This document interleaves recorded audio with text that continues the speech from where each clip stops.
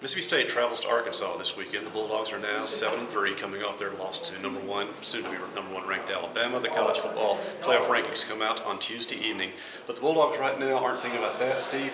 They're thinking about A, taking care of business here with Arkansas and Ole Miss in the season, and C, it is still silly season. And the topic of Dan Mullen has come up again because Tennessee's open, Florida was already open. He handled that pretty well today, that pressure, I thought. Yeah, David, and Bulldog fans should be well aware, we talked about this all season, that he will be mentioned in connection with every single opening.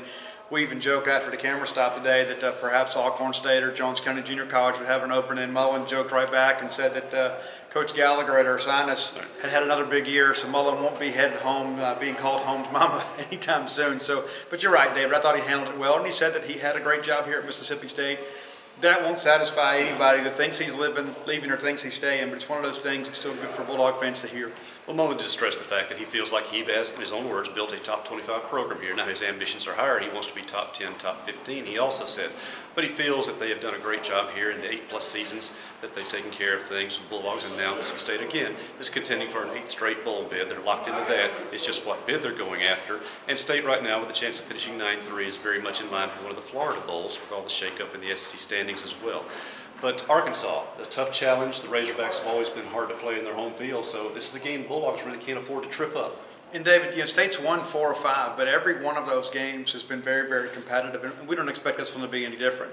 Arkansas on board a little bit last week by LSU, but Austin Allen back at quarterback as a senior will be playing one of his final football games in Fayetteville, so the Bulldogs are going to have to be prepared for sure.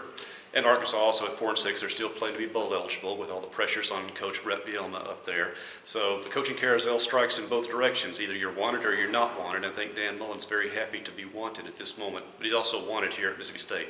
Quick injury update there. They're questionable about Donald Gray, but still kind of optimistic he can get back in the field this week at the wide receiver position. Gabe Miles is definitely out.